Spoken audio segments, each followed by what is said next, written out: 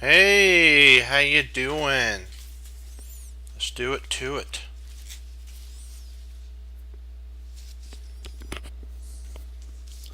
Okay,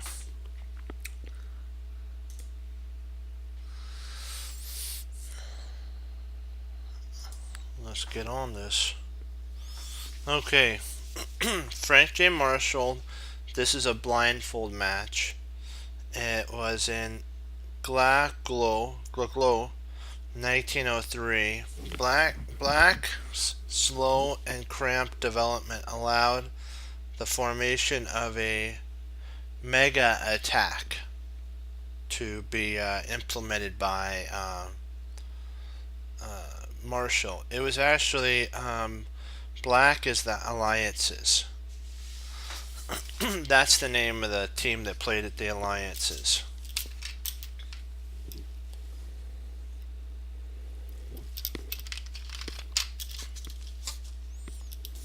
So it's like when Grandmasters like play the world, but this is he played the Alliance.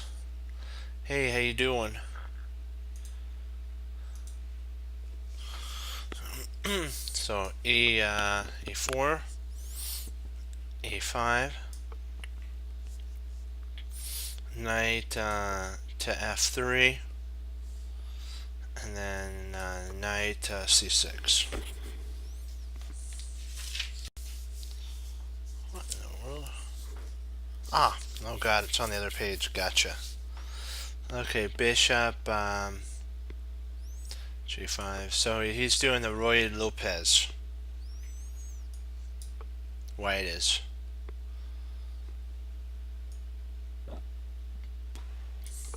Castles. Knight takes. Excuse me. Knight takes pawn.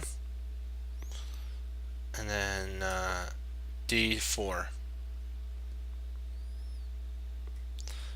Bishop to E6, 7. I think this is the Berlin, yeah. But he took the pawn here, so he's not basically gonna hold it. Pawn takes pawn.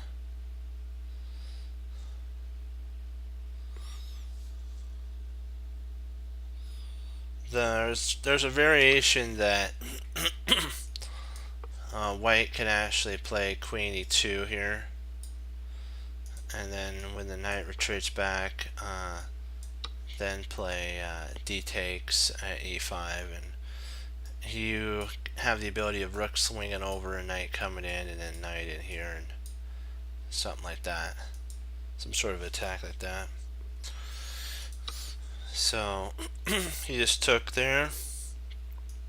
Marshall castled.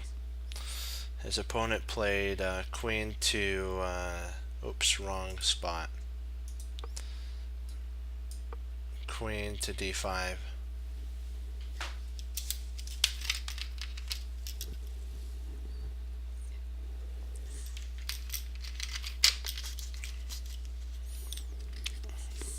The alliance is getting a little too greedy in my opinion.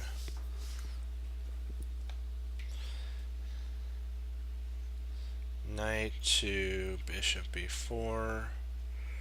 How do I do it? Oh, it's right here.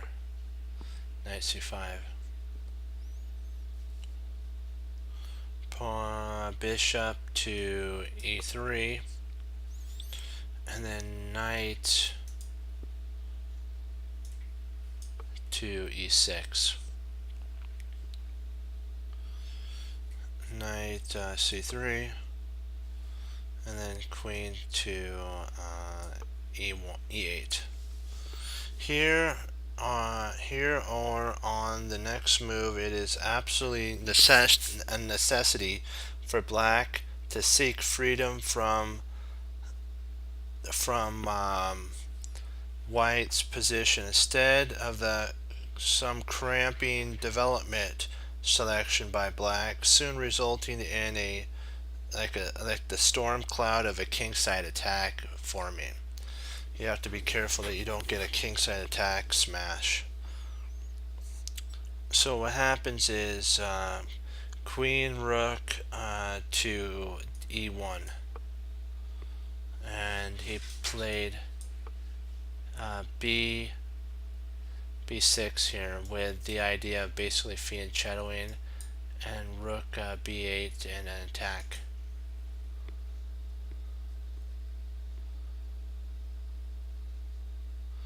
So queen to e4 was actually played by white, and that's an exclam. Really strong move here because he's trying to set up for bishop d3 and a pretty big attack on h7, which would be mate. Bishop to b7, knight to d4. I think this was a mistake here, in my opinion. I don't think that was the best move. I think he blundered here. I think he should have stuck with the plan of playing bishop d. Well, bishop d3 here. I don't know why he didn't go bishop d3.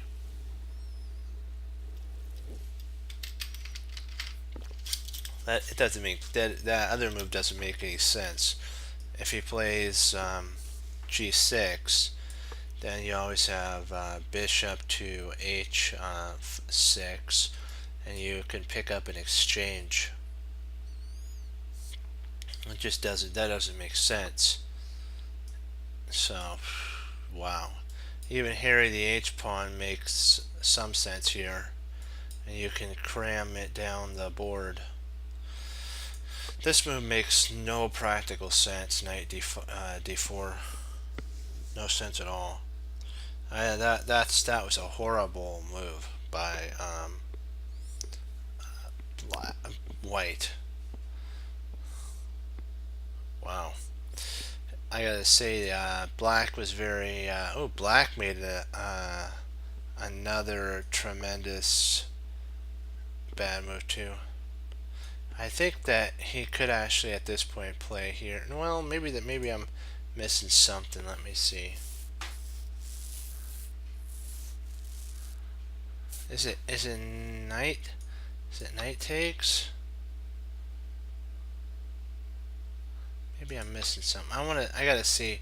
What line are they thinking? Okay, so C knight takes D. Then if they're knight, okay. Knight C5. Okay, so here, if he takes here, knight C5, queen goes back to. Oh, the queen's trapped. Yeah, ouch. Yeah, that's a power attack. Yeah, he's got to take here. Wow, I can't believe I can't believe Marshall missed that. Wow. That goes back to forcing moves right there.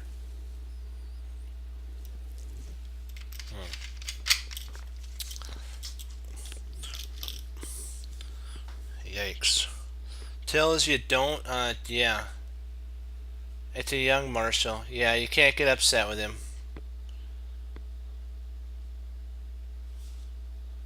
Yeah, well, we all start out young. But I knew there was an attack there.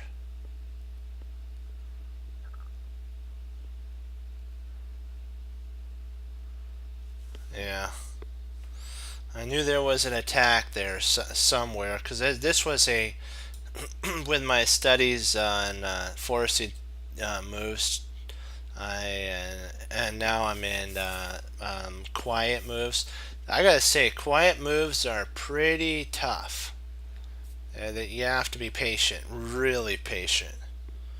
And I gotta say that Annie Wang and Jennifer Yu also, they're really good at those patient moves or quiet moves.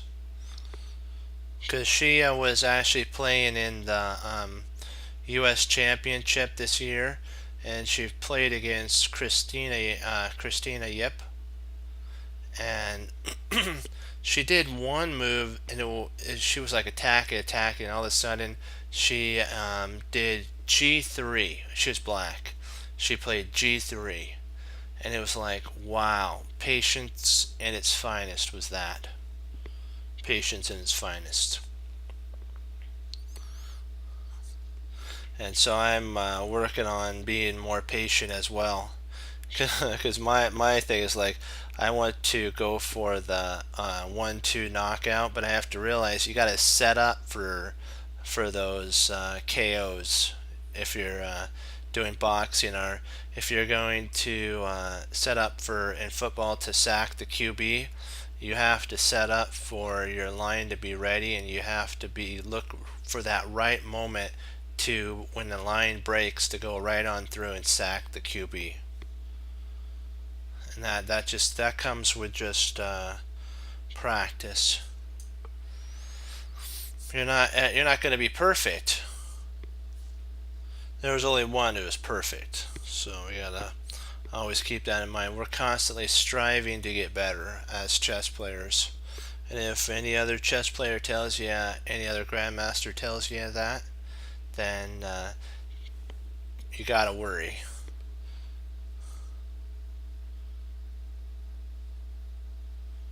Okay, this creates a weakness on the black squares, which soon proved fatal, and yet there was no alteration.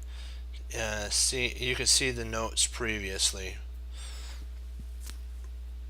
He's saying that this move actually here would have given mate and 2, so he's in a world of hurt, so he can't do that. This is the only way to do it, and now he's going to pick up a piece basically.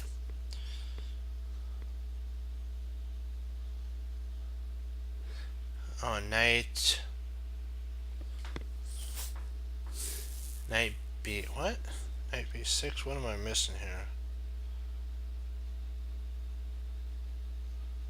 Hold on, hold on, let me see.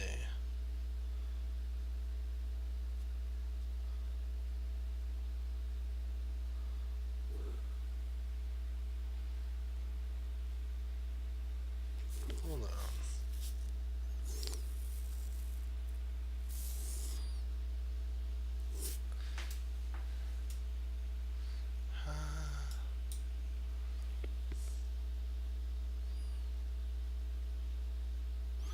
Knight B6 check, and I'm not seeing it here.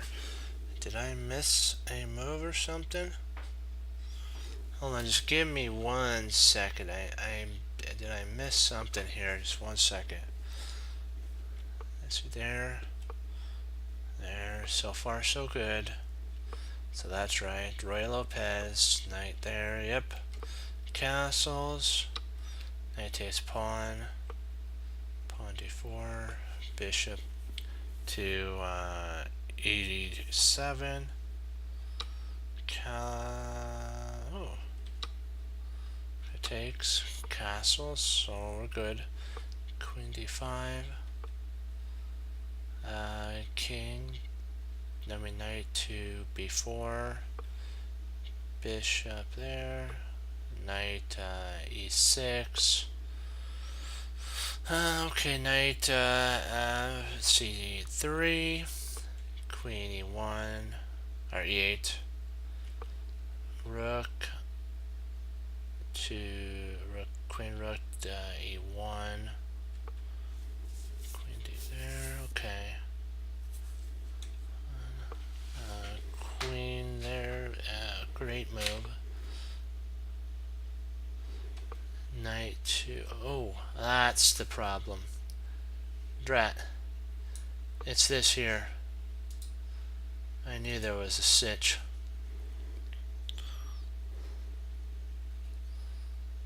Okay.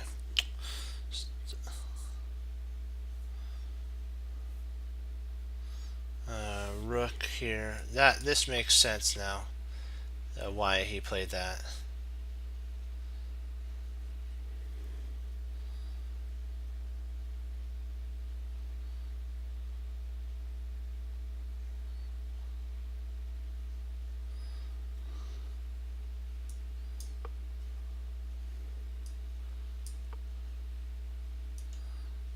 And now there's the check. There we go.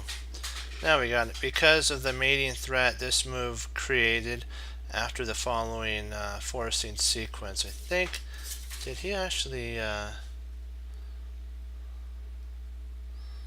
lose?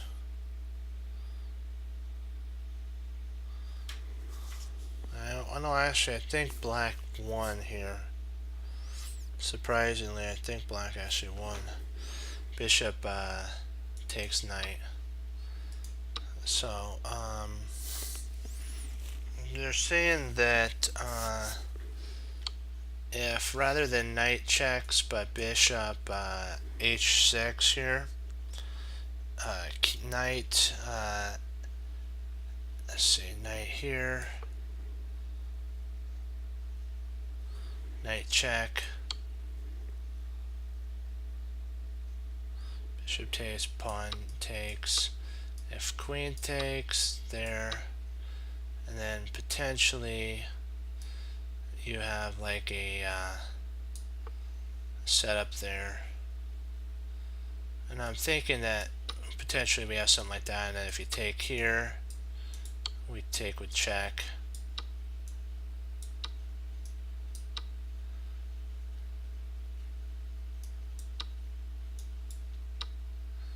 And he's up, white's up a whole rook, so that's kind of the idea. Yeah.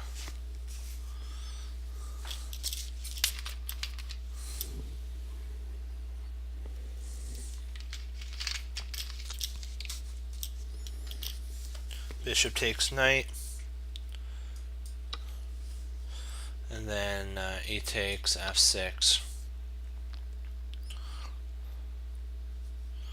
Knight from here to d.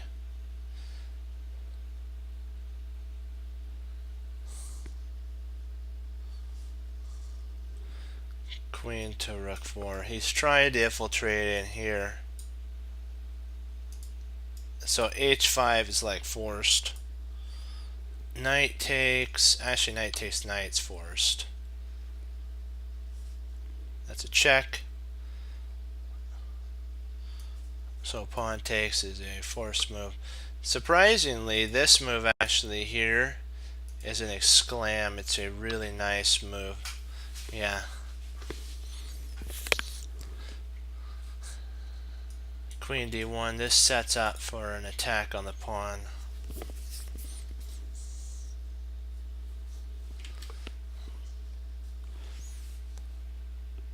He's talking about bishop takes pawn with a one game. I think this is a winning game as well. With a kind of setup, this wins for black. About equal. Okay. Okay, bishop there, say queen e1, bishop to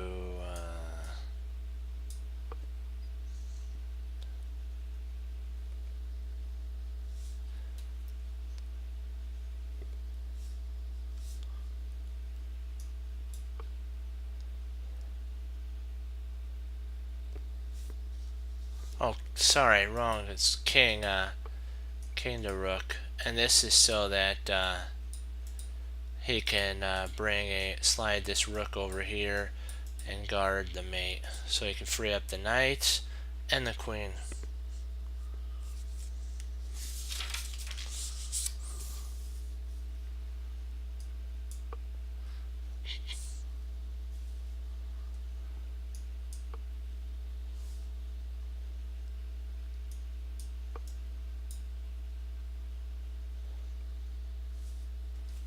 Also, it frees this up too.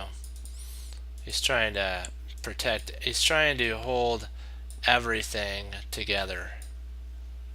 Every single thing.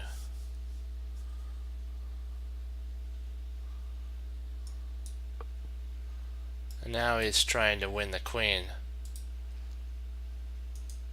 For the two, he's trying to win a queen for 2 rooks.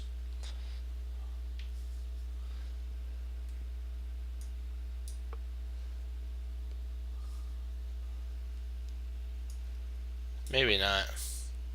Maybe he wants to go for a mate then.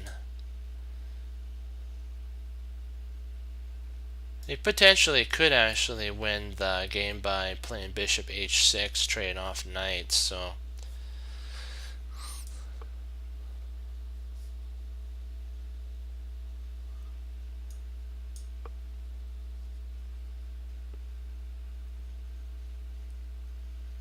Surprisingly, this gets an exclam too. Pawn takes. This, I believe this wins here. Let me see. If queen takes, let me see here. Knight takes, rook takes, king takes, and then rook h. Is that right? Yep.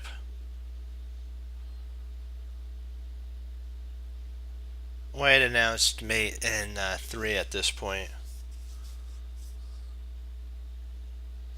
Who'd have thunk that back here, rather than the losing move queen d8, who'd have thunk that just playing bishop takes f6 actually saves the game, so that after bishop g5, if he plays that, there's no more pawn push to cement this bishop and cause a headache. Who'd have thunk? Who'd have thunk? That was a nice pattern, I gotta say. Really nice pattern. The cool thing was, I didn't even look at the end game, the part that did the game, and we just solved this. It's a forcing mate 3. So that was nice. I didn't ask, were you going to bring 2 puzzles, or do you want to do some puzzles?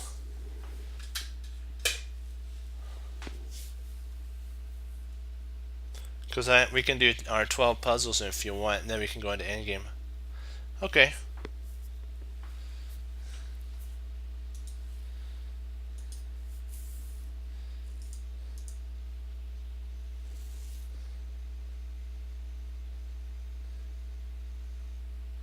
So black to move.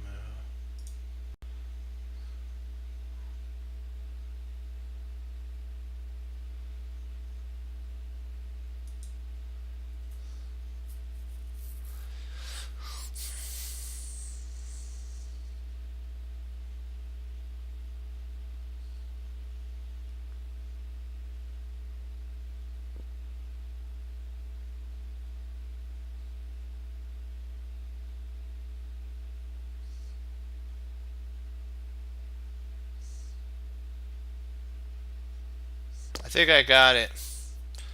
Rook check on e1, or takes e1.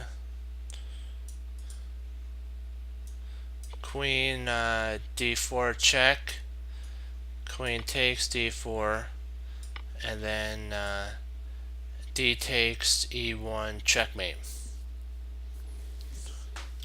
Did I get it?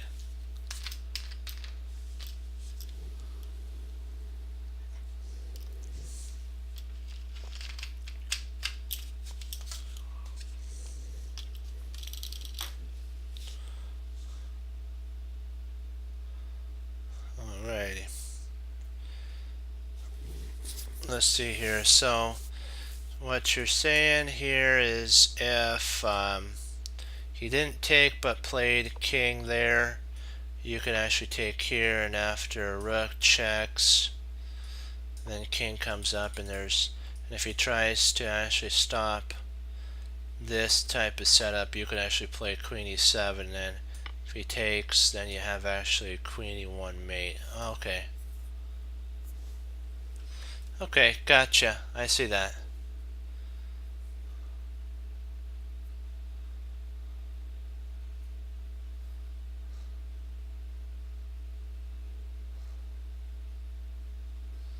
Alrighty. onward to the next one. So this is a white one.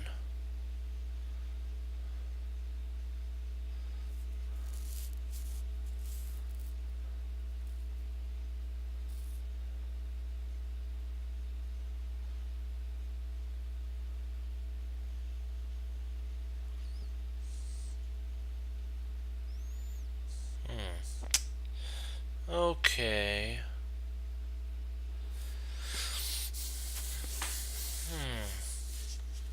Interesting.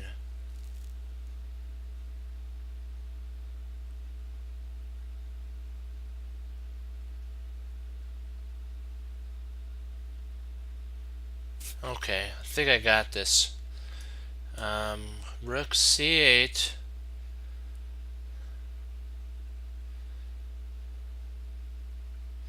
If queen took d7, we have queen f8 check, rook takes f8, and f takes is mate. Let's see, is there anything else?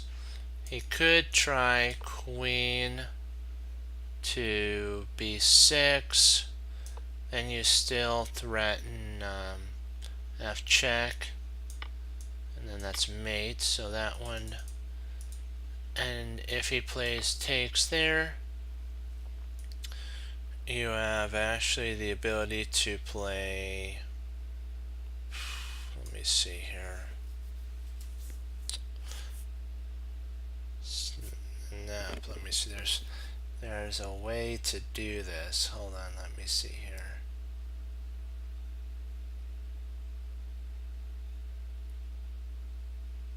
Okay, wait a second. Okay, here. And then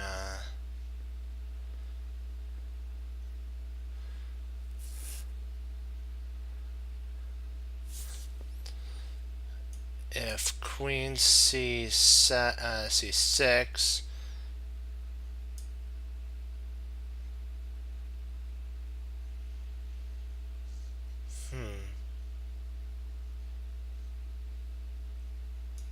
we have queen d6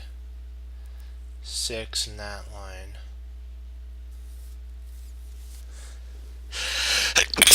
Excuse me. If queen a8,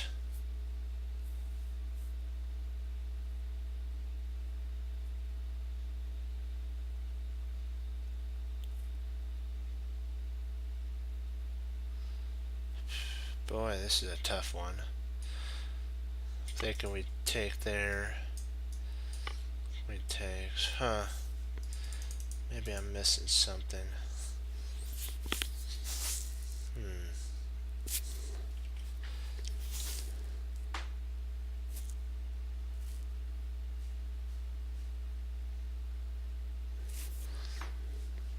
Maybe it's just plain old queen d6. I think I might have missed something. I don't think it's queen d7. I think it's queen d6. Well, the only problem with that is king to d8, and then we don't have really anything. I don't like that. So I'm thinking that queen d6 might be wrong.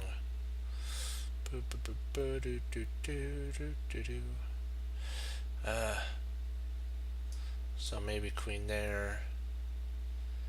If it comes here.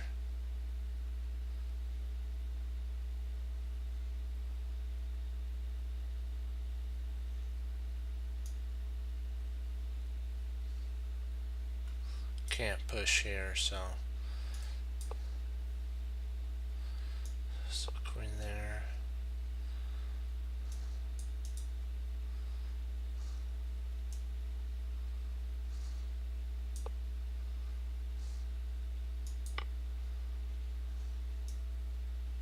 So that wouldn't work. Ooh, boy.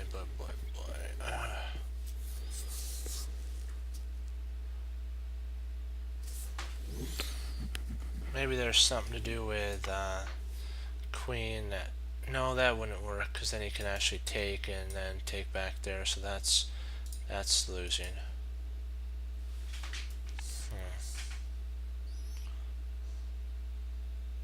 I'm not sure what to do after this.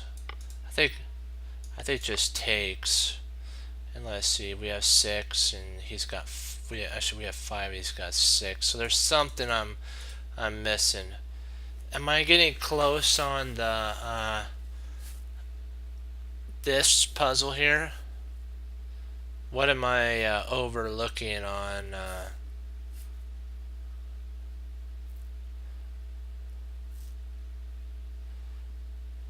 Well, maybe it has.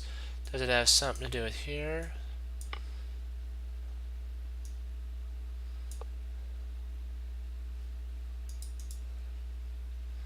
Maybe it has something to do with taking there and then there.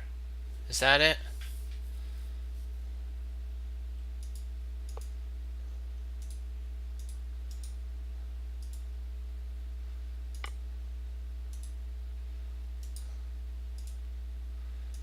Is it takes there, queen takes, then F? Is that it? And then C3, C2.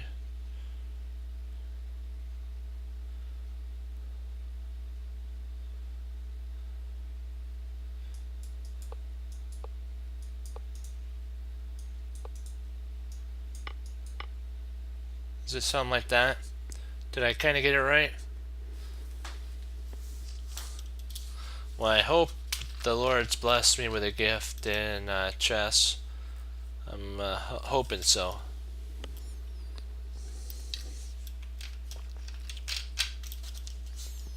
You have better?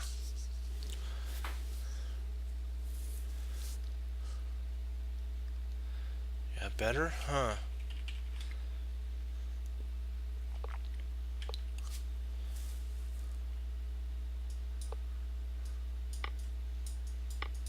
Something like that?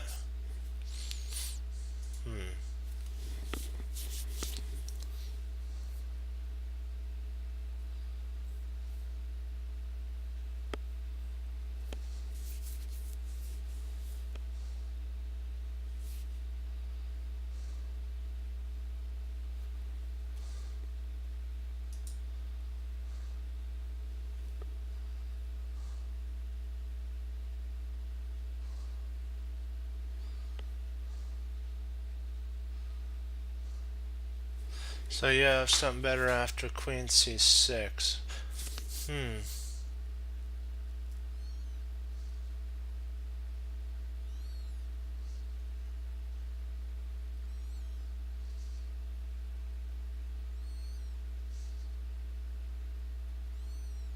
Oh, drat. Yeah, that would work, wouldn't it? Let's say the thing right there. Ah, nice. Okay. That's a nice quiet move right there. Interesting.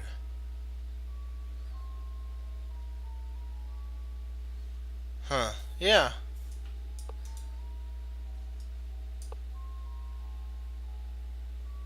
I found the long way around it. That's like the super long way. That leads to mate. That leads to mate. So you have mates galore. Okay.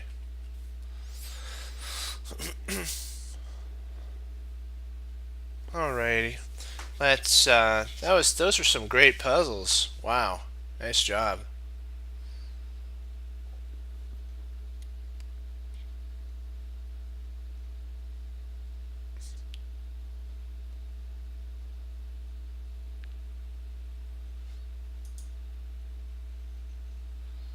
Yeah, we'll set up some some puzzles here. Those were fun. I was thinking too hard on a puzzle that was right there. Tells you don't overthink it. I was overthinking it.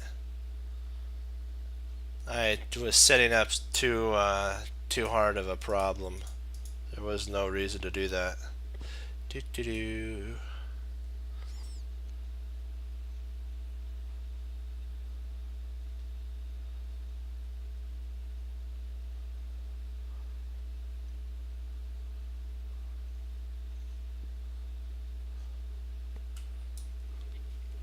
Well, I'm in law school, so that's that's what I'm in right now.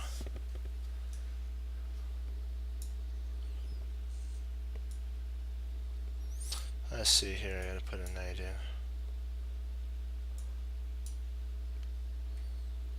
Let's see. I got a bishop and a queen. Come on.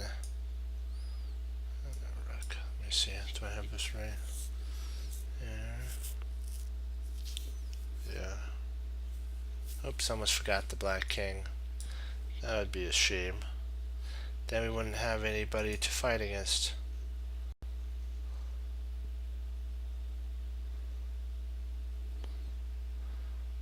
Cool.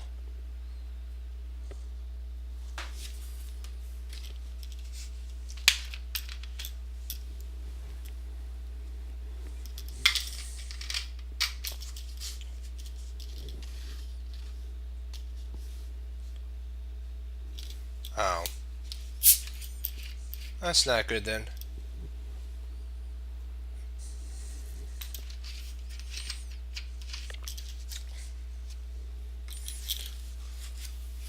Okay, let's see. I want to just make sure that I have all this in rhythm. Yep, so far so good. Okay, there should be perfect. Yeah, yeah, that's for sure.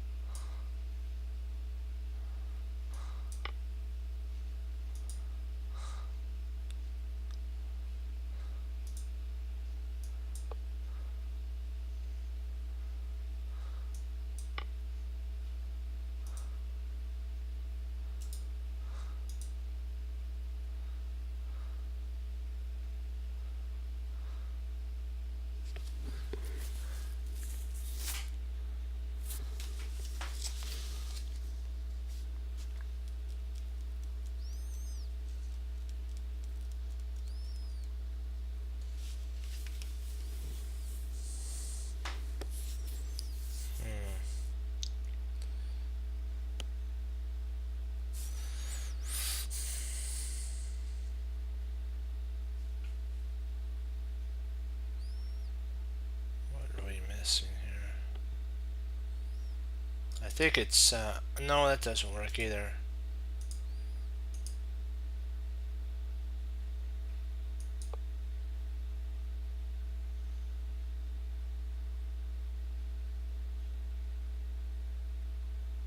You could take here.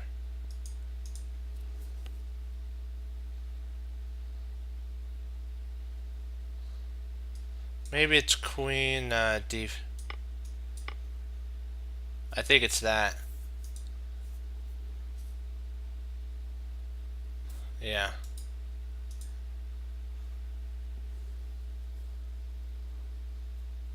Queen d5 check, then takes, and then that wins on the spot, and there's no continuation to. He can't get out of it after that.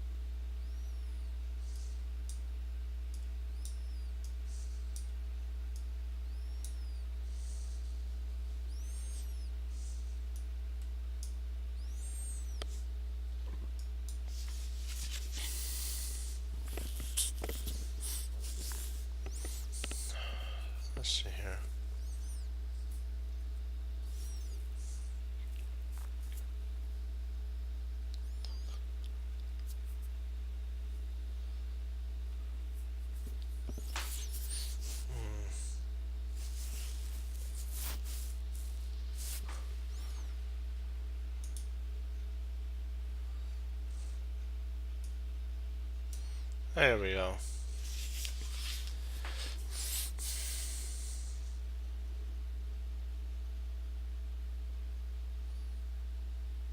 There, you got it.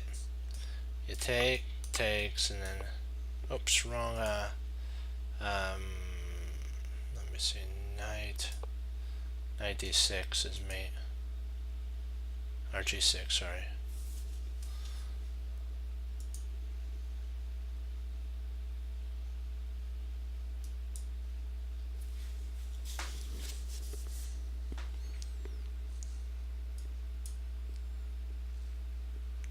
Let's see, could he actually, he doesn't have to actually, he could just go there and then you play bishop, yeah. There we go, so we both solved it at the same time, nice. I knew there was something. Great job.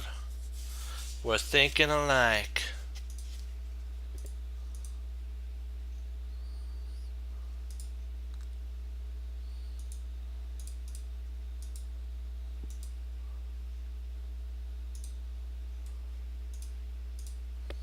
Well, White's got a lot of pawns. I mean, Black's got a lot of pawns that are about to queen. One's about to queen, and it's not looking too good for us there. So we gotta be fast and ready to. Okay, there we go. Just want to make sure I got this right. There, got it. There, we got it. Yep.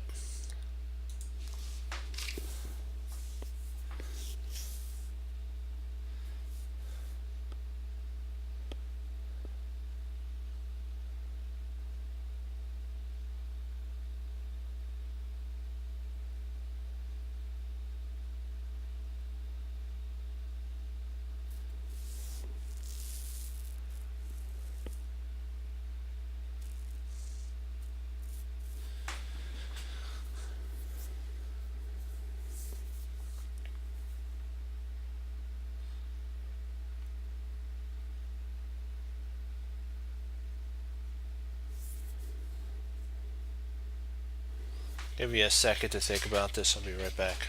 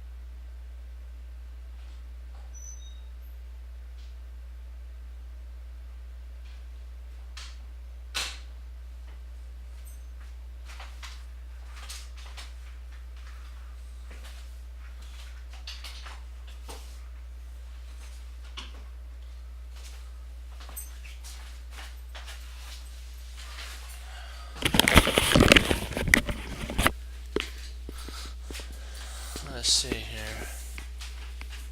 Let's see.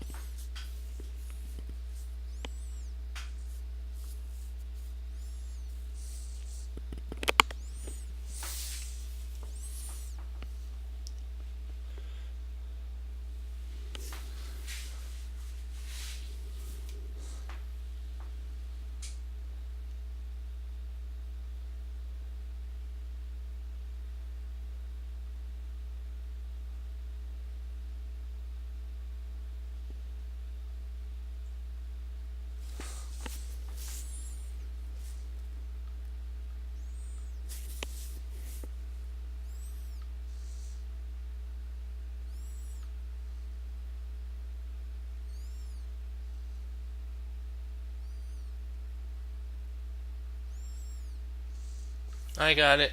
I know what the move is. I know what the move is.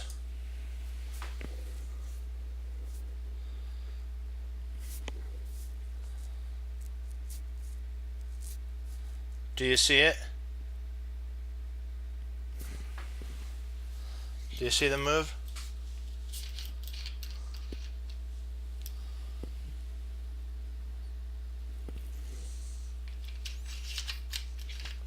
There's actually two mates here.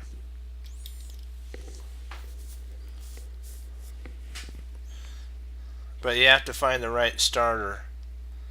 Or I like to say the teeing move in golf. So you can tee up the correct line.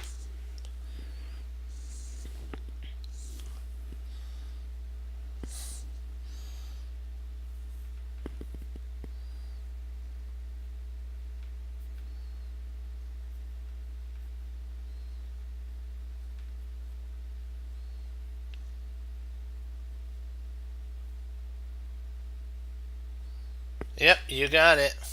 You got it. There you go. After takes, d4 is mate. Yep. And then what happens if he moves to d5? What happens if he moves to d5? Let's say he doesn't take. What do you play then?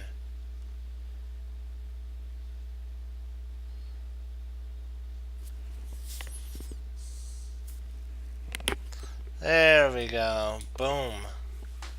Wasn't that a cool one? That was a cool move, huh?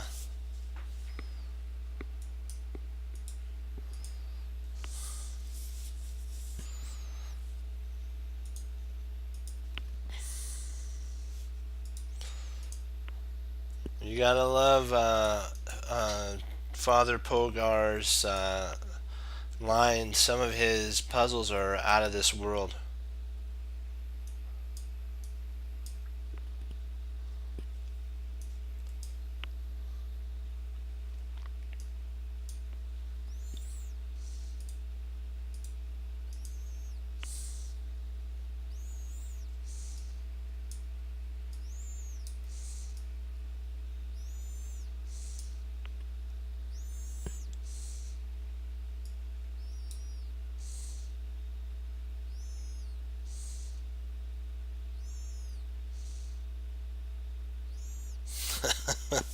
Yeah, so you gotta remember to always think one move deeper on Knights of South Bronx. That's what the father of one of the Bronx kids said. You have to think at least 3 moves deep. Oops, I almost forgot a white king. Otherwise, he says, play you out of position. If you get upset or emotional about a position, they play you out of position. So, like, that's one thing I gotta say about Annie Wang and Jennifer Yu. They don't show the emotions. at the chessboard. They may later on be kind of like but they're like stoic at the board. They don't show any facial expression. They don't show any redness. No, they keep their composure like Stonewall Jackson.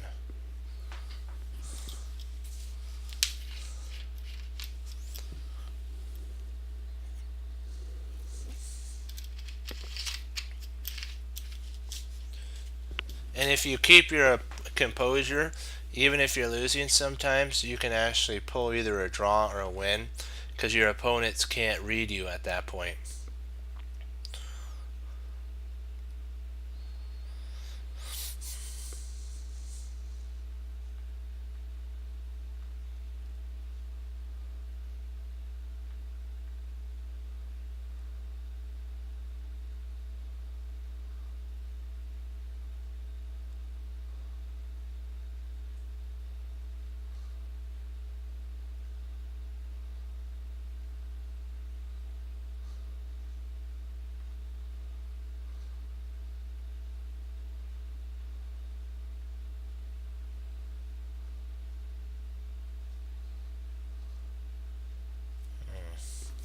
So I'm gonna just send it through my book just real quick to make sure. Yep.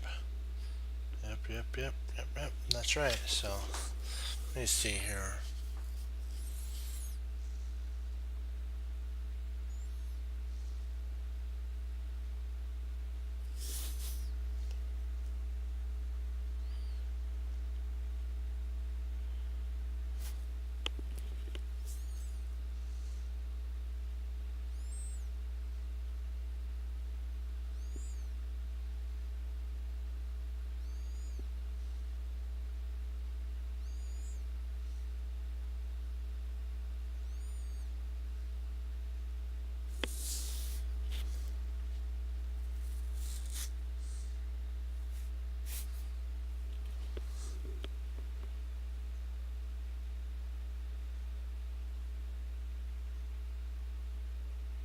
I got it. I got it.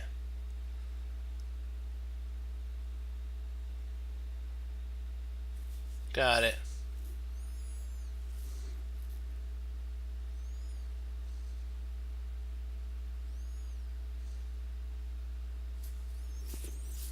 There's actually two mating lines here.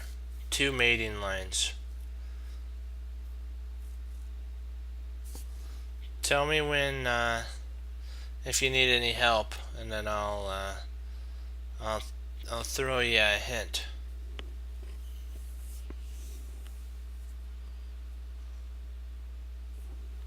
No, that's not line. That'd be a good one, but it allows him to go to E5. He can go to E5 at that point.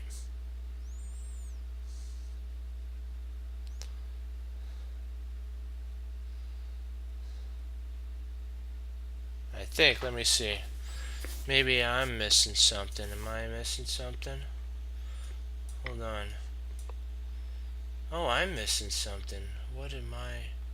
Oh, this here. So that is right. Oh boy. Wow. Okay, so queen takes. Okay, knight takes.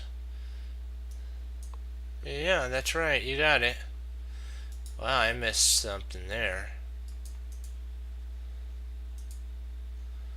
I was thinking I forgot he can actually flee here. I was hoping to play here, bishop takes, and have the knight there, and if knight took. Drat, I missed this here.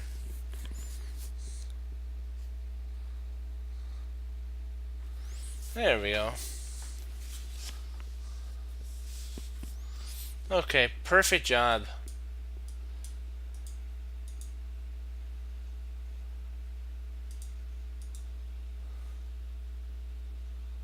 Okay.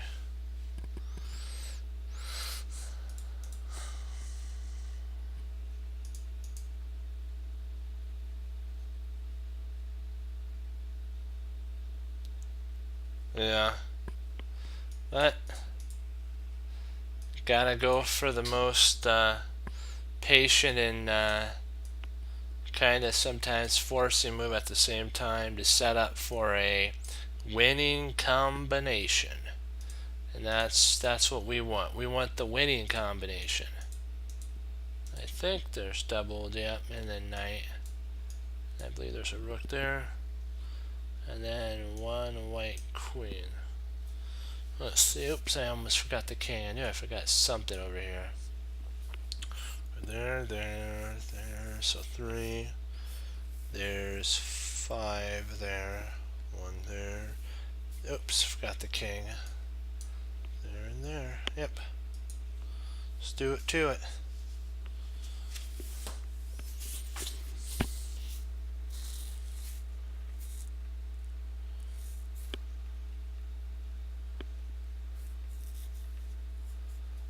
Let's see here.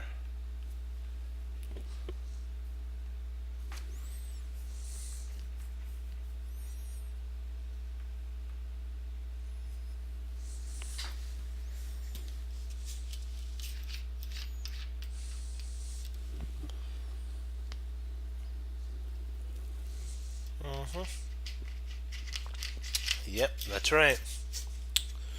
That is 100% on tune. Nice. That was a nice reprieve from those two deep combinations.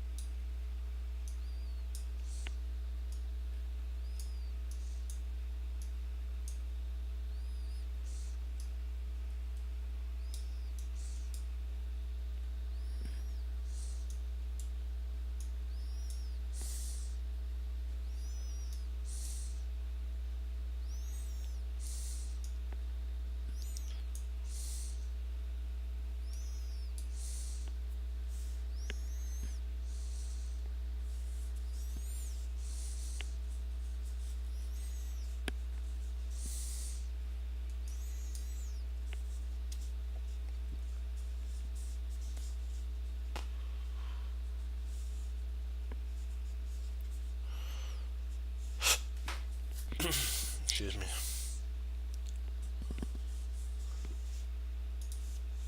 There we go.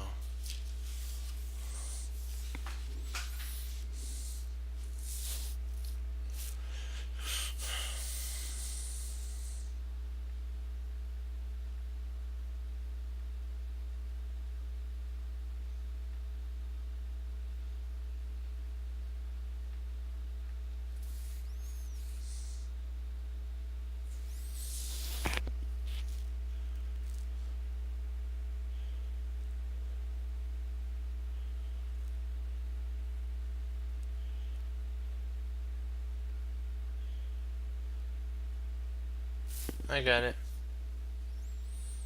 This time I know for sure I have this one.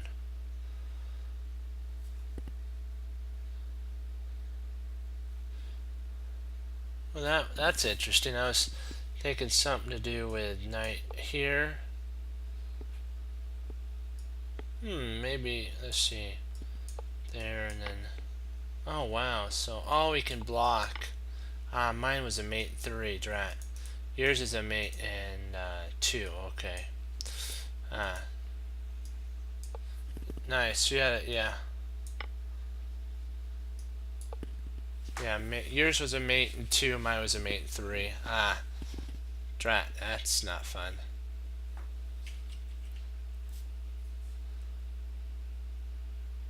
Yep.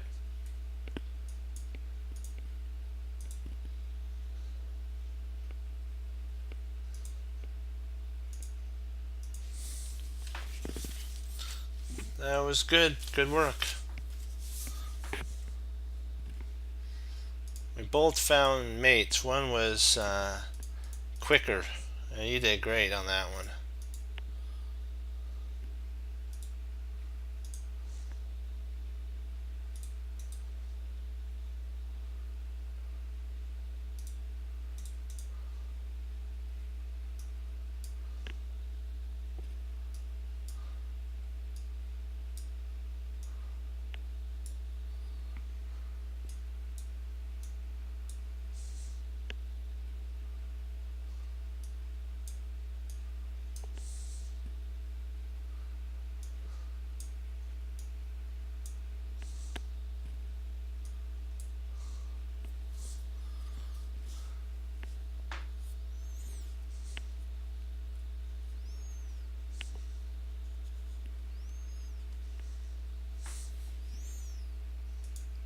Oops, hold on. Whoa. How'd I get 2 queens there?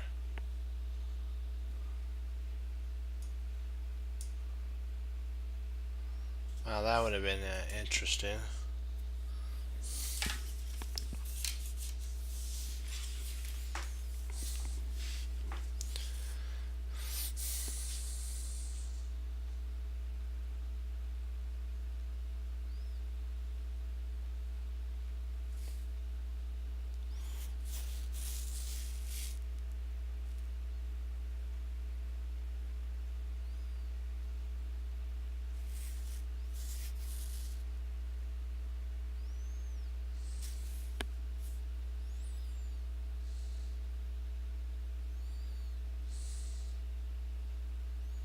Got it.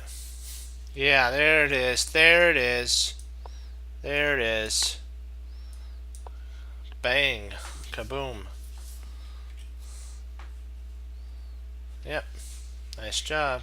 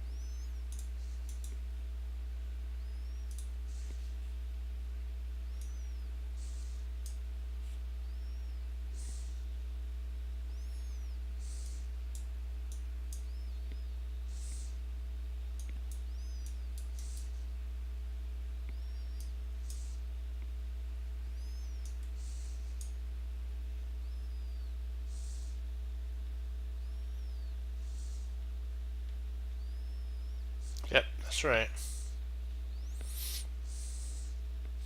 You have to always, there's a reason they set them up that way. 2 there, there, there. Okay.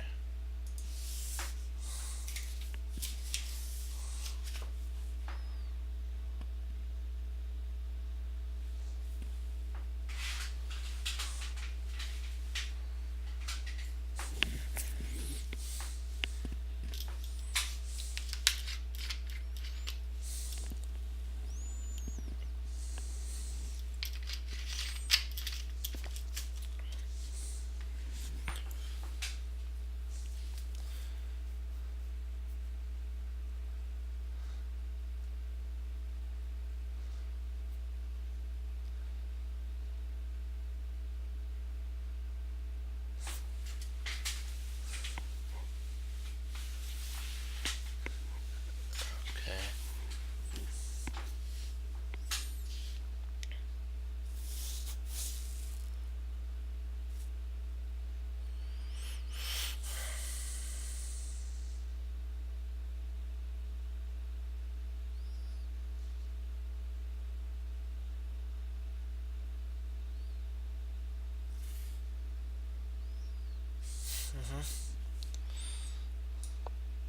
He takes here, bishop mates.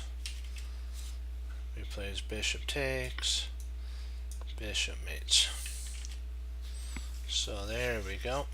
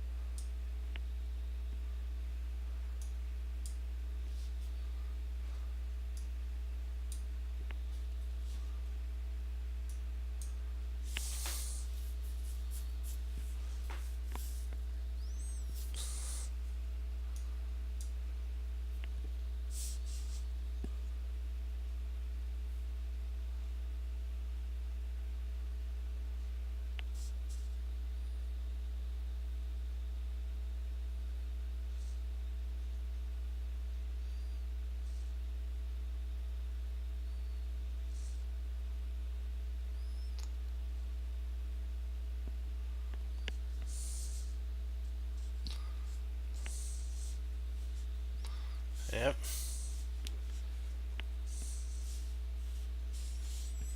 That's it. That should be it. Exactly there.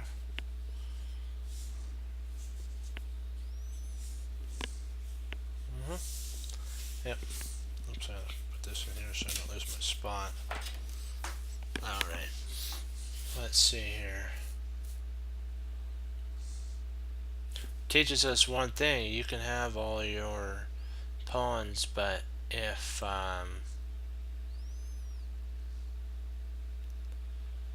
yep, that's it.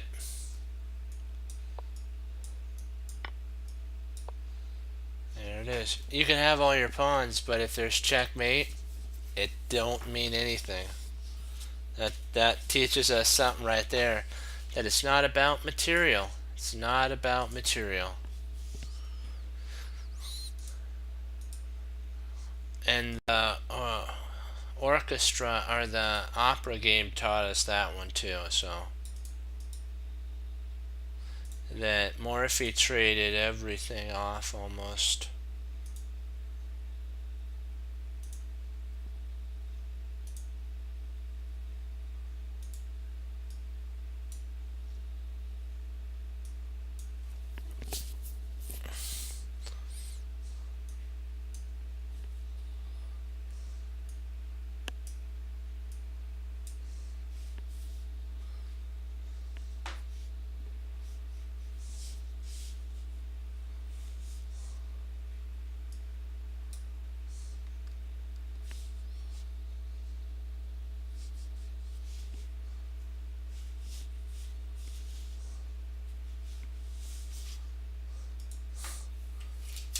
Surprisingly, there's a win here.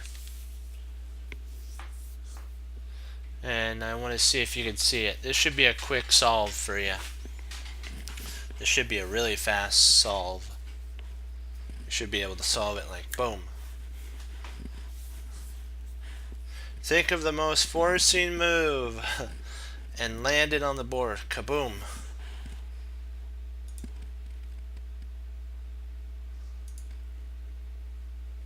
Think of the most forcing move.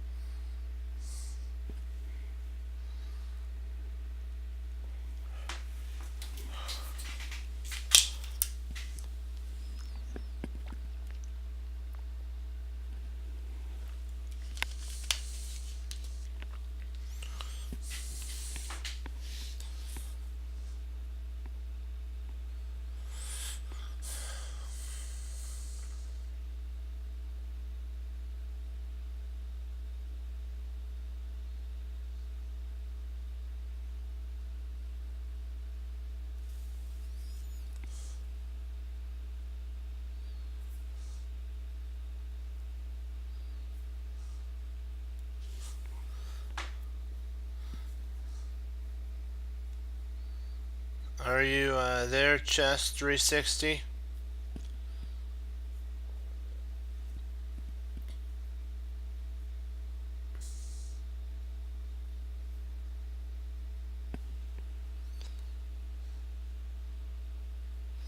I'll give you one more minute to see if you could solve it.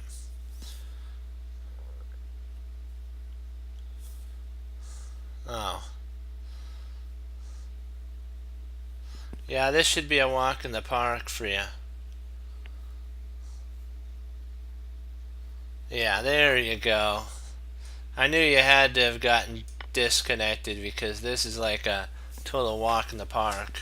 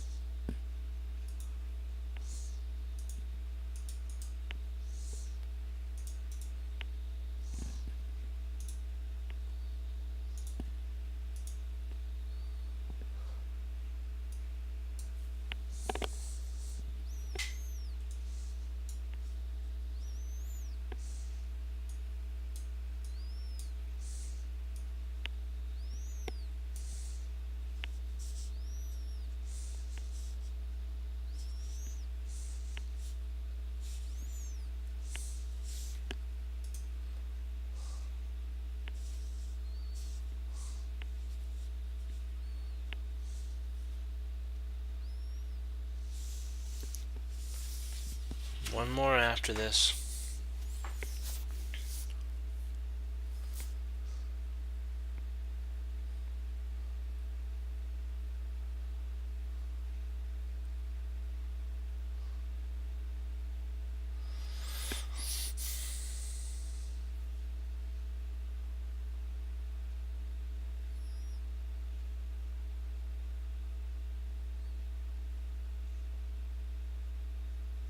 This one's kind of an interesting one. It's kind of got a different take on it. You're going to have to look deep for this one. I think it has 3 different mates if I'm not mistaken. I believe this one has 3 checkmates.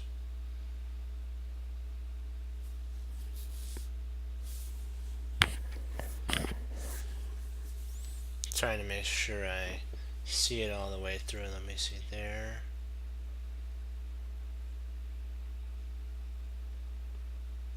Yeah, that's it.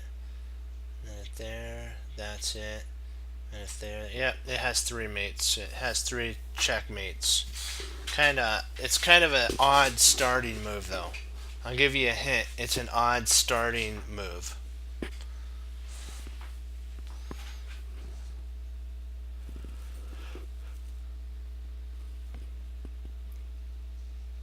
Did you get disconnected again?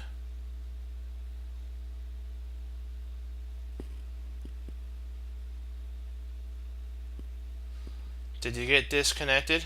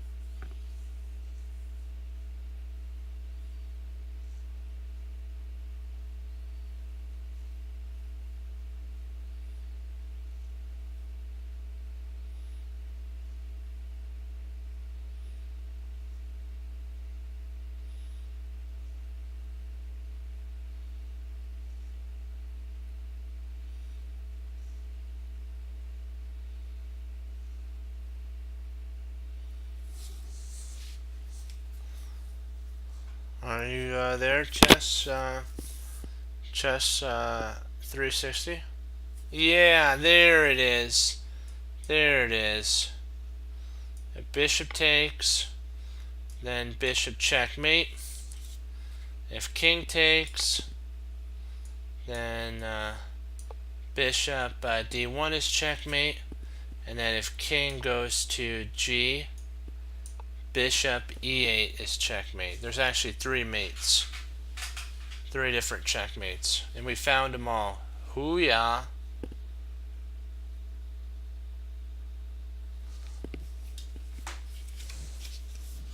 One more.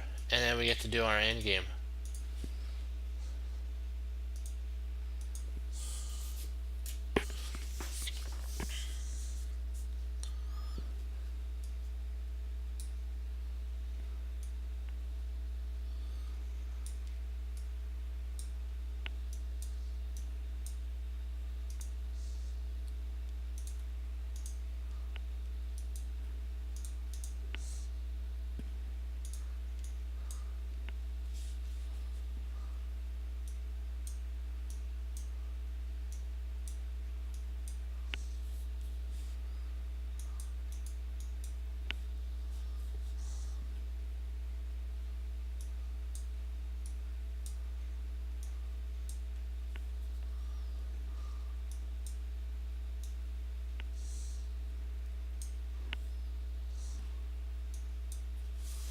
Let me make sure I have this right there.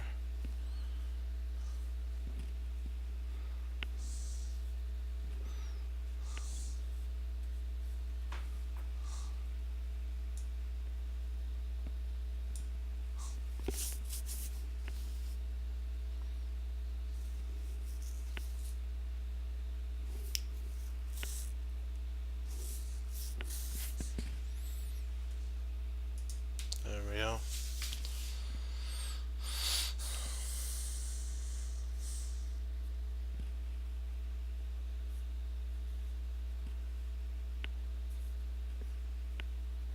Okay.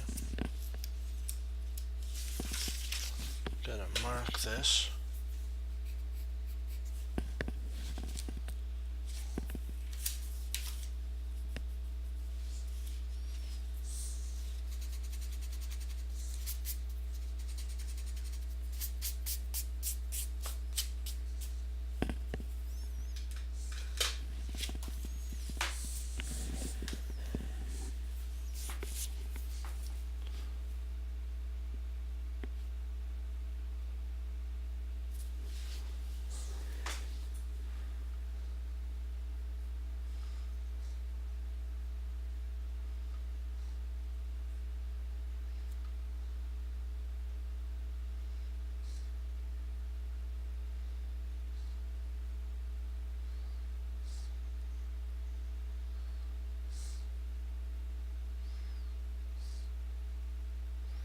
No, he can't take. The pawns are going this way.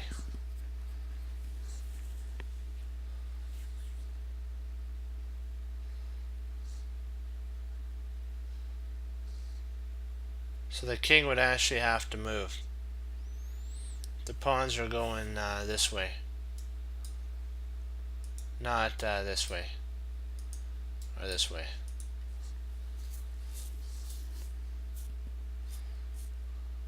Oh, wait a second. You're right. Sorry. My bad. Sorry, you talked about bringing a knight there. Sorry. Yeah, that works. It takes and...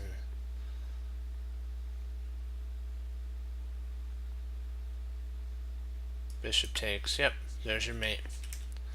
Good combination find there. Yep, great job. Okay, so now we're into the Jeremy Silman. We're going into the next one. All king pawns are confusing. All king and pawn endgames are confusing. That's Jeremy Silman's one.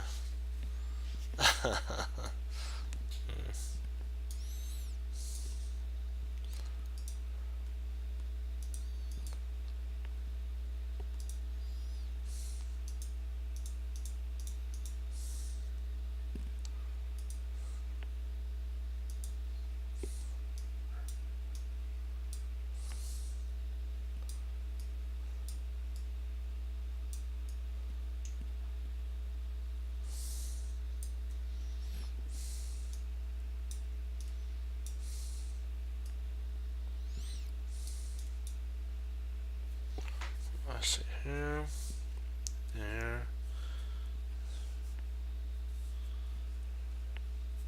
yeah. Okay. Just want to make sure I got this at 3. That's 3. That's 3. That's 2. That's 1. 2. That's perfect.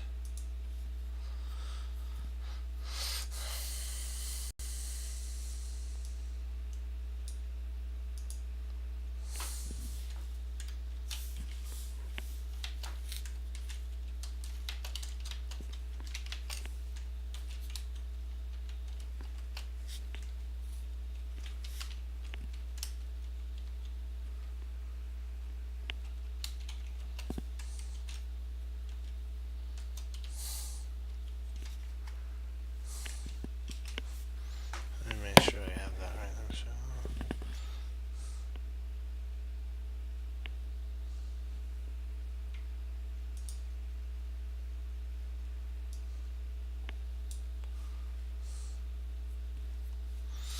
Okay, here we go. Let's read what he said. One would think that a king and pawn endgame would be easy to master since all the pieces have been traded. Excuse me. Doesn't the lack of mutual armies make things far less complicated? The answer to this is a resounding no. In fact, many king and pawn endgames are so complex that they even boggle the mind of the world elite players.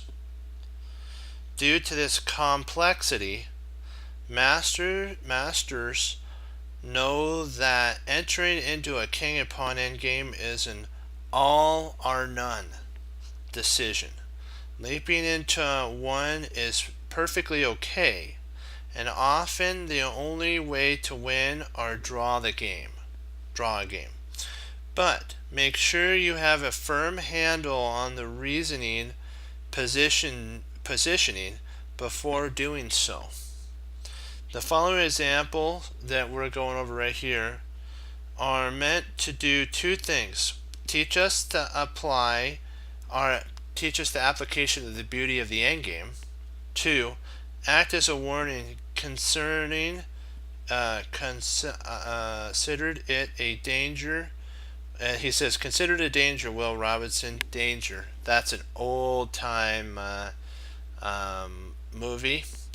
And it was about like a robot on a planet that they land on. Really old movie kind of thing. Don't even enter a king and pawn endgame unless you have no choice or are sure that it leads to a decisive result. This is actually a game between Shirov as white and Grushchek as black. This is New Delhi 2000, and it's black to move. Drat, I didn't see that in time. Hold on. I have to Drat, I gotta edit this. What?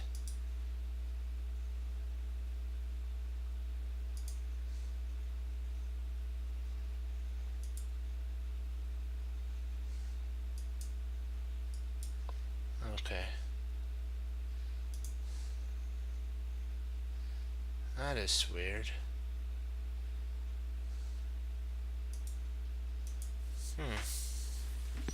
That's peculiar.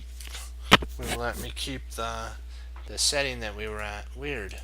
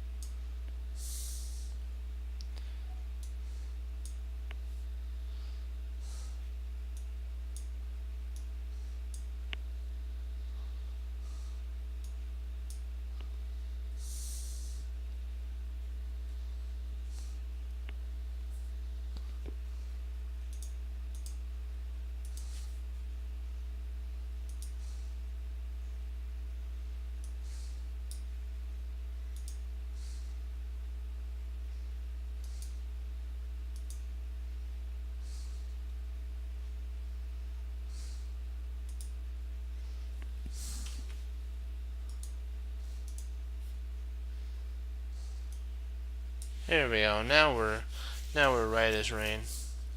Okay. I can hear the outraged protest. This isn't even close to being a king and pawn endgame. True, but it turns out that one could occur by force after Black's sacrificial move of what is Black's sacrificial move?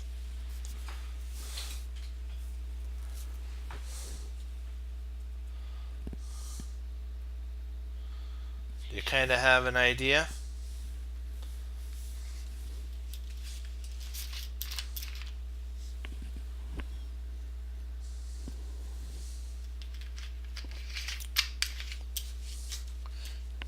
Are you still there, Chess? Chess 360? Oh, good, you're still there. Okay, I thought you disconnected. Okay.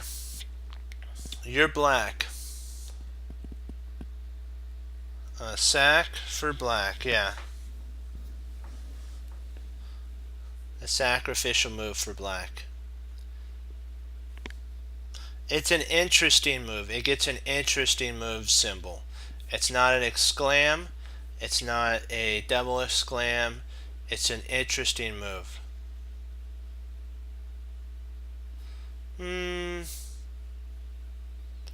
Close. Something. It's not that piece. Not a rook. It's not a rook. It's not a rook.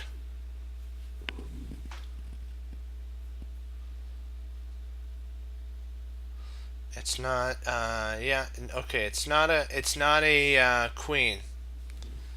It's not a queen.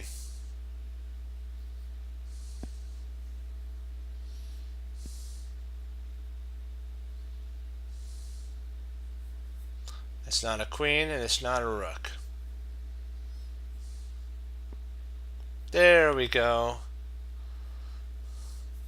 So what would be the move? What would be the sacrificial move for Black to drag us into an endgame?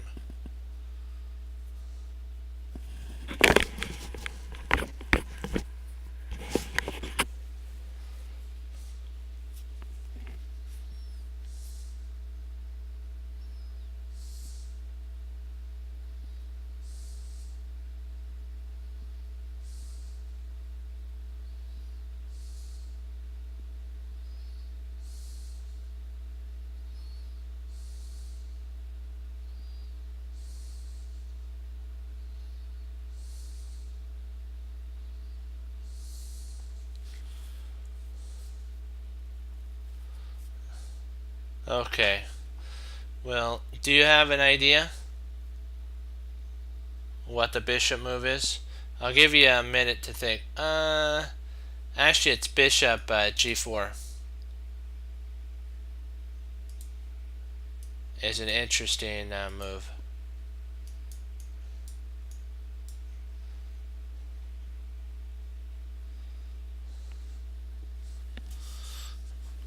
And then h takes g. He says, after pondering the upcoming king and pawn endgame, Shirov decided on that queen to b7 would have been like a move that he was thinking of for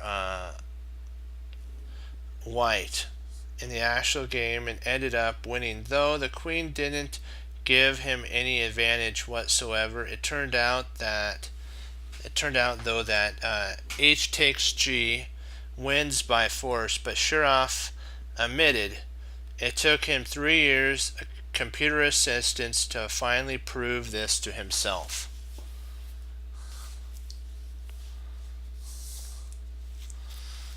Okay, let's get situated and let's head on into this. So queen takes, rook f1, f3, queen a2, h4 check, king g1, queen g3, rook g2, queen takes g2, queen takes g2, f takes g2, rook takes f8 check, king takes f8, and then king e6, g5, king takes, g2, f5. We've reached he says we've reached the position that Shirov couldn't quite solve during the game. It's clear that White's only hope of winning is to create a passed pawn. A concept we've already looked at in the remember on part 6, it was called the strange races with the pawns. Like, you know, you jog for a marathon, and we talked about how different pawn races up the board create different results, and White is we've actually studied that. So to acquire this, White needs to reach one of the following two positions. Let's see here.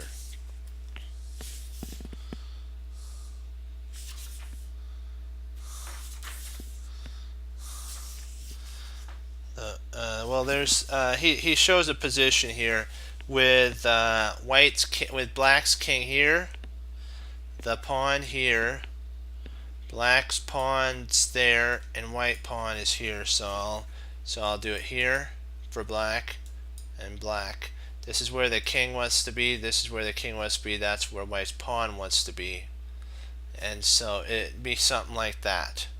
White's king would be here, Black's pawn would be on h4, White's pawn would be on e7, and Black's king would be on f7.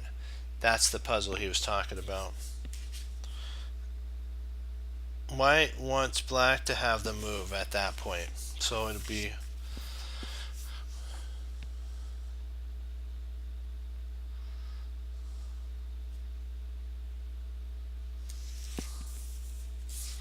let's see if we can reach this. Let's see. E5, a7 check. He played king e8. If king e7.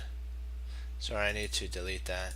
He played king e8, but if king here, then if we played here, if we play king there, here, he wants it to be Black to move at this point. This is what he was saying. White wants Black to have the move, and it's Black to move at this point. And so whatever Black does, if he plays h3, we take it. So he's actually in a Zugzwang position. And if he plays king e8, it's kind of this is kind of a tough position here, because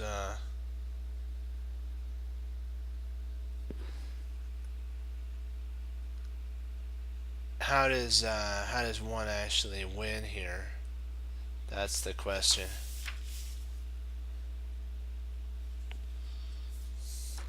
So that's one line that they were talking about. So king e8, and then king to h2 with an exclam by Shirov. Black actually missed a key triangulation maneuver. Not king f3. That's actually a mistake. King f3 is a mistake. h4, king g4, and then king f7, and this would lead to only a draw for White in this position. So he played there, and then with king to f7, h4 could have been a playable move here too as well. He was saying that king h3 and king f7, king g5 gives white the position we've labeled as winning in diagram 8. So it would be black here, here. He'd be able to push there, push here, put a queen, and then checkmate would actually elapse here. Queen d8 would be a mate. So back here with where would that?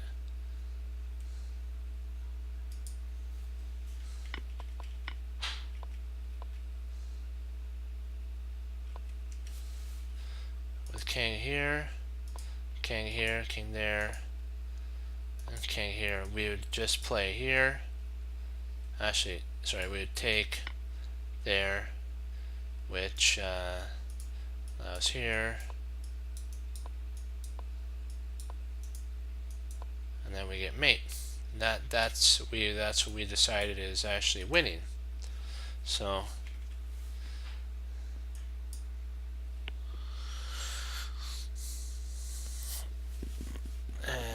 I played king f there. Okay. G3, king g3, king g8, king g2, exclam, because we're waiting for him to push so that it'll be whatever he plays. Incredibly, this seems an inconceivable move that black is actually in Zugzwang. We've already seen that h4 fails, so he actually played g4 here.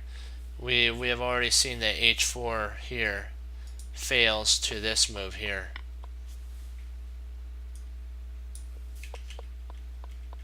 And it's mate.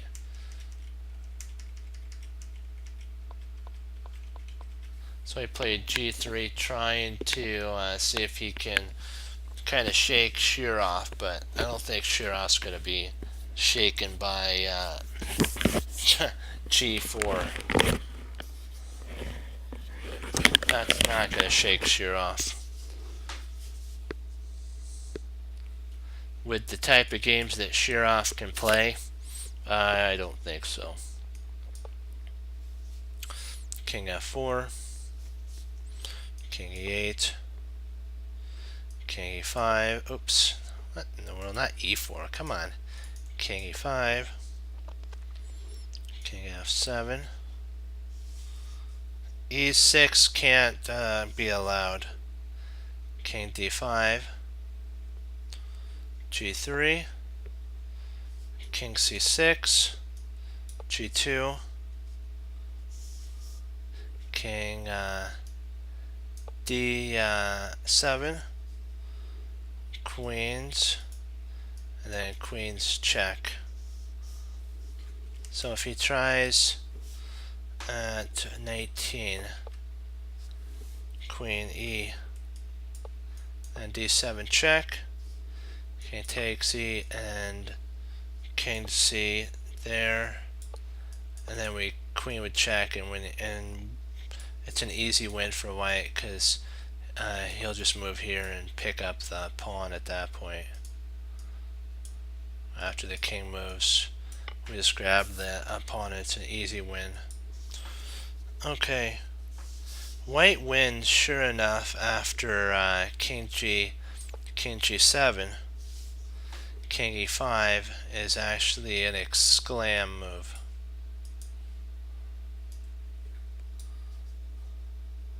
King g6,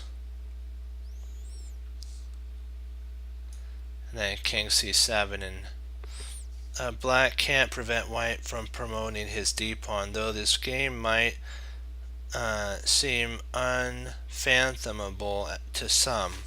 at least the basic idea of pawn mates and queenie would check are easy to grasp.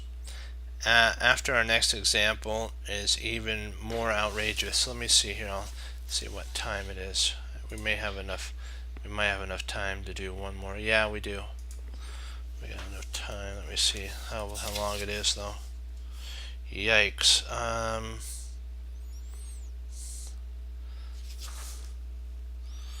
This is going to be a little bit longer of one. It's 43 moves or 45 moves, so and it has a lot of different lines. So I'll go over like one of my games really quick from chess.com, and not chess.com, but onlinechess.org, and then we'll talk about that. Well, actually, what we could do is go over. What am I thinking? We'll just go over a bishop endgame. Okay, let's see here. Actually, we might be able to do one. Let me see. I think we can do it. Let's give it a go. Hey, what I'm up for the task. Okay, whew. Let's do it to it. Let's get on this. This is a pawn, pure pawn game.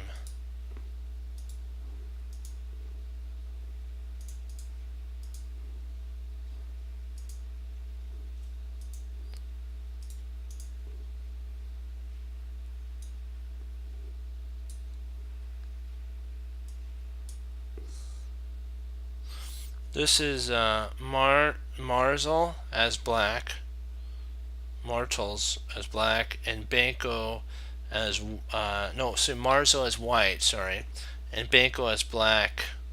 It's black to move here. So let's make this into a study.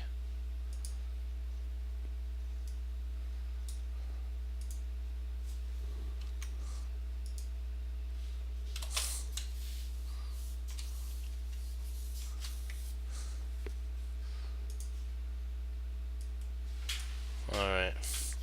Black is a pawn up, and he has the move. So how hard can this be? Judge for yourself as the following. Banco comments from his book. Paul Banco, My Life, Games, and Compositions. I think I have that book. It's a pretty cool book. So, in my library somewhere.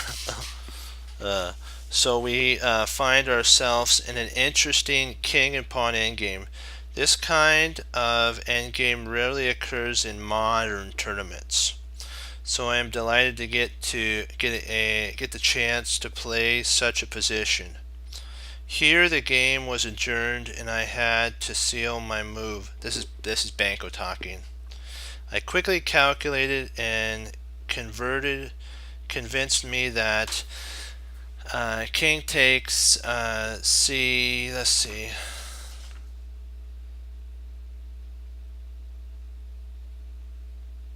He actually played this move here, which was a double exclam G6 double exclam move. Was actually what he played. But he said that he was thinking about this move here. Would be a blunder after King F7, and then B5.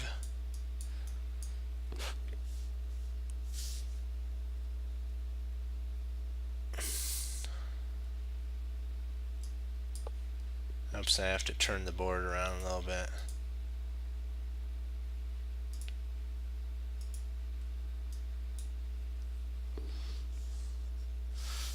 King takes G, H5,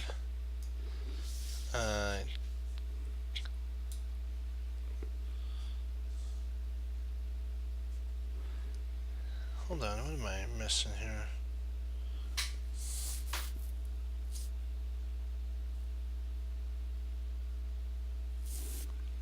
He's saying king, how could he play king g6? I do not understand this. Oh, my bad.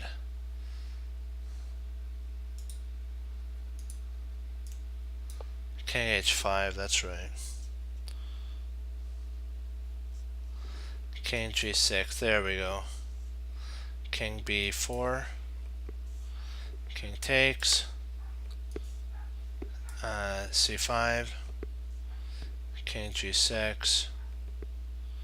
C4. B takes c. B takes c. H5. With a draw, I must admit that in the time I had left, my first plan was also, he had another plan here. King to e4, then king f7, king f5, king takes, king h5 would be an easy win as well. Also winning for me. And if after king e4, if king d6, a5, or h5, a3, and then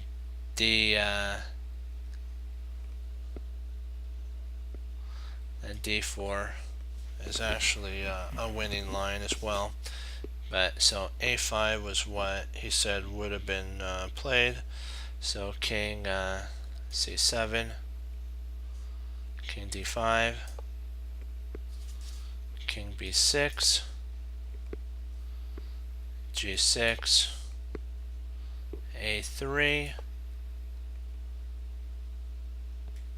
h6, b4, a takes b, a takes b, and then king to c4, king takes, and then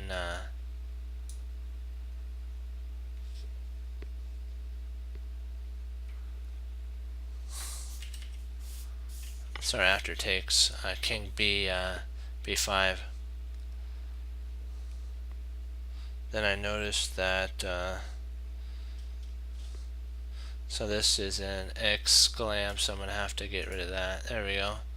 Let's get to exclam mark. He also noticed that with e4 that there's a move that actually wins for white, and it's b4 exclam.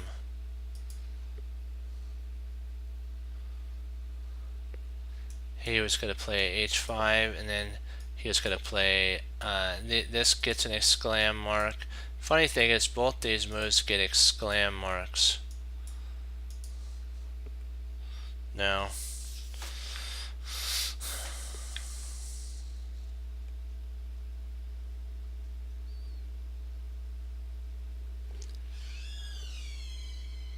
he got to this point here, and he says that king d4 is playable, king d6, and king c4, knight king c7, and then you takes,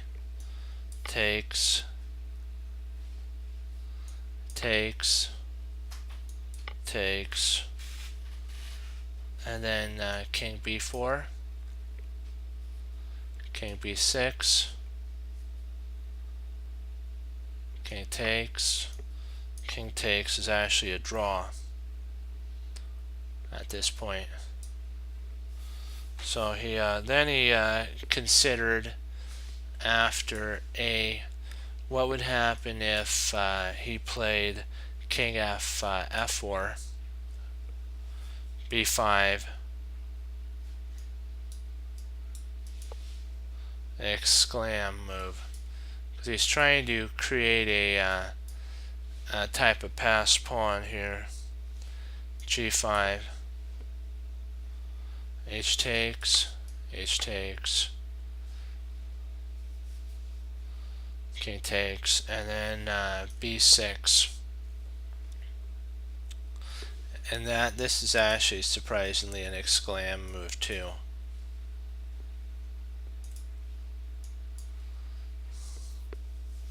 A takes B,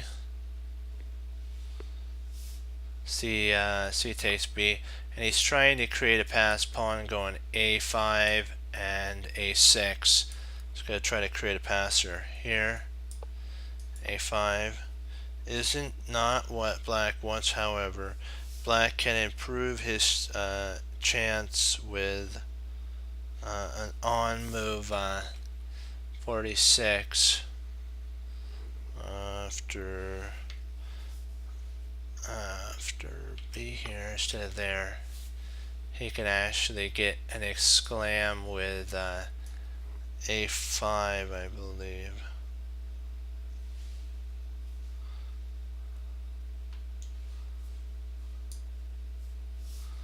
A5. So he takes there, queen. No, let's see, takes. Huh. Am I missing something here?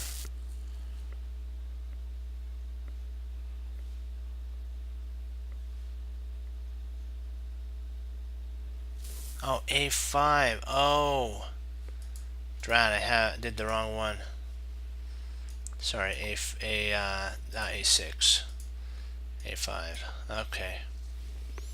Sorry, that was my little hiccup there.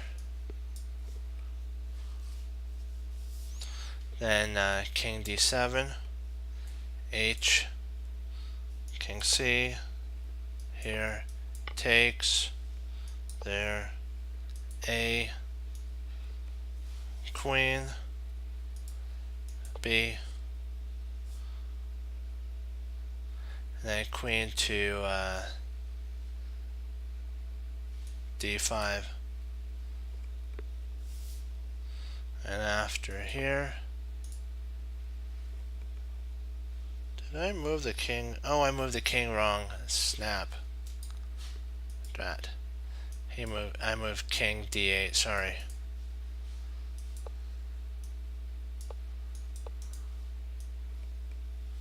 And now white can force a draw with queen to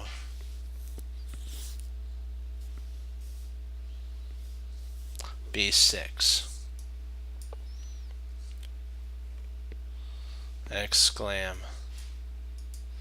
This actually forces a draw by. This is a draw by force. If queen c3, king b7,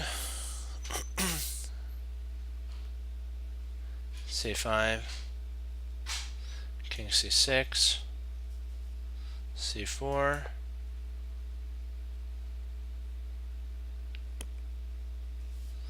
b5, king f4, and then king c5, and this is considered a equal position, which would lead to eventually a draw. So now we gotta go to a6. Where is that?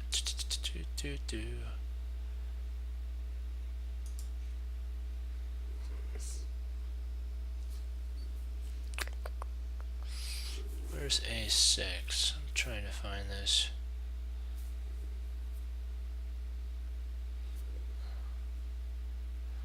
Hold on, just give me 1 second here.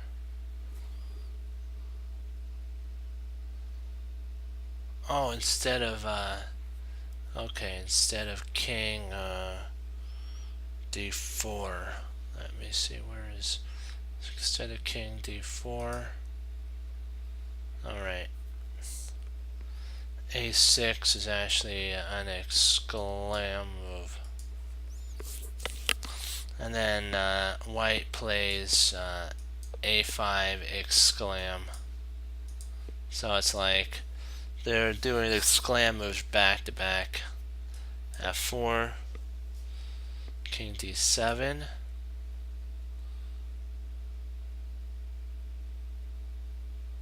g5, takes, king takes, king c, f4, takes, h3, takes, h2,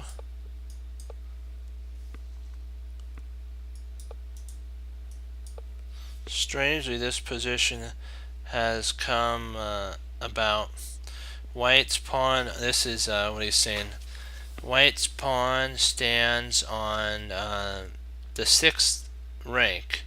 Usually this means that it's time to resign, but despite this, Black has to show a bit of care if he wants to reel in the point. He's got to be careful that he doesn't play. He actually played queen to b1, which is a mistake here.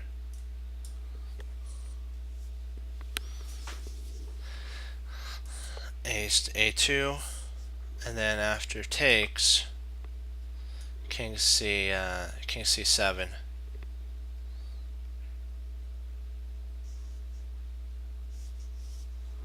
Queen a5 check, king b7.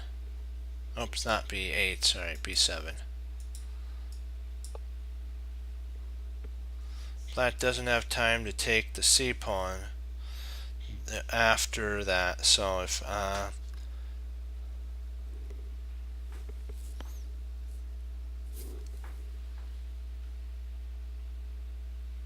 king f5. Hold on one second. What am I missing here?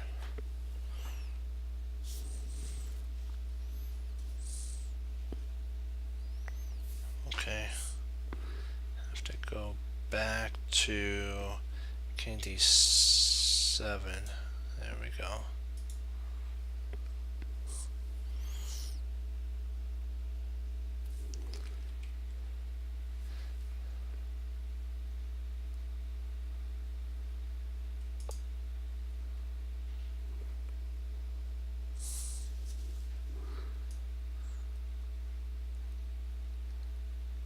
King f5. One sec, what am I missing?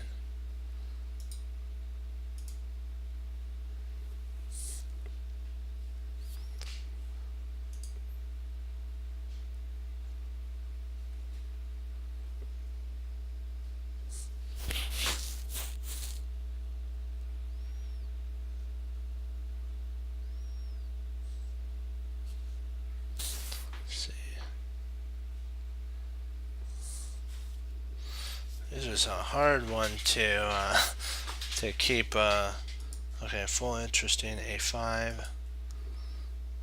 Oh, king d4. Okay, that's it.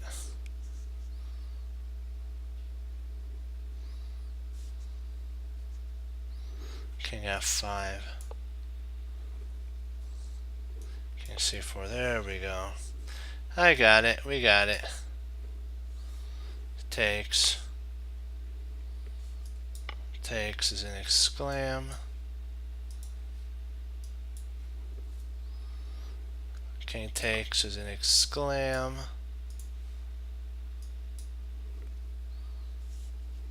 King g6. King b4. King takes. c5. King g4. c4. h3. There. queens. And black should win after considering all of this. I came to the conclusion that I must find an easier solution. As it happened, there is one in the position. So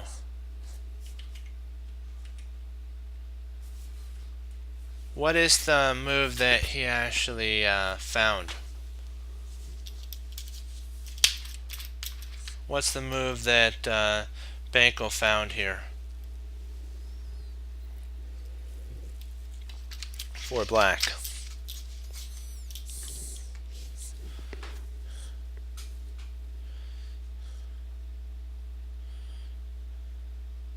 Yeah, that's right. I was wondering if you did that. I'll allow you to go over all the lines after this. You can go to my studies. You just type in business law, and then you can click and go to the studies and pull this study up and take a look at it and work with it.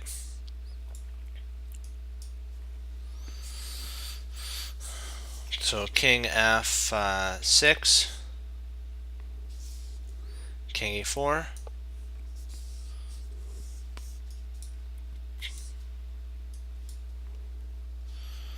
king g7, king f4, king h6, king g4, king takes, king g5, exclam,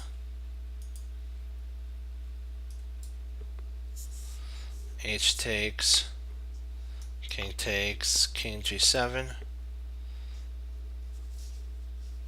king f5, king f7, king e5, king e7, king d5, king d7, king takes, king c, and then b5 is played, king b7, a5, a3, b4, a4, king d, d4, c takes d, king c3, king b5, king takes b, king takes, and then king to a3, and white resigned here. I don't know about you, but I had two thoughts whenever I look at this endgame. One is very beautiful. The other is, wow, I would never have found any of these over the board. The message should be clear. Never enter a pawn endgame lightly. Transpose into a pawn endgame often marks the final stage of your opponent's demise. However, masters have learned to be very weary of all king and pawn endgames since their strengths and weaknesses there.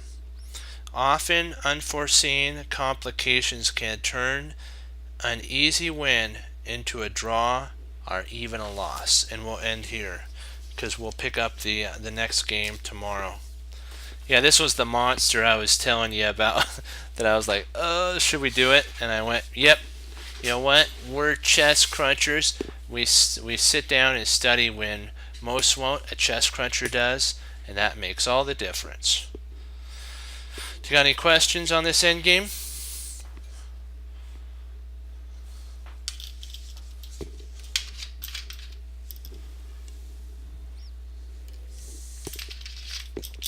All right. No, thank you, Chess 360, for bringing the two puzzles, and it was really great. Thank you for also participating in the puzzles and also participating in the endgame studies as well. And if you like what you see and you've been viewing, just click follow on Chess Cruncher TV, and you can watch us tomorrow again. I'm on every night. So unless work calls, and usually it doesn't. So, but if it does, then or I have a tournament over the board tournament uh, that doesn't basically conflict with streaming. I usually can stream. Okay, but you know what? We have to remember that the Lord's in control, and because we're chess crunchers, we have to always be studying. Even if we're like, oh man, do we have enough time? Yeah, you got to make time, because the second that you spend studying will pay off over the board. Trust me. I've played many a games where study has saved a lot of my positions. I've even won some positions that were drawn. So there's always hope there. Like with Jeremy Stillman, he's exactly right. You can a drawn position with it unproperly played can actually end up a win for you. So what we have to remember is Bruce Lee said, knowing is not enough, you must apply. Willing is not enough, you must do. And the human potential is infinite. The Lord made us marvelously.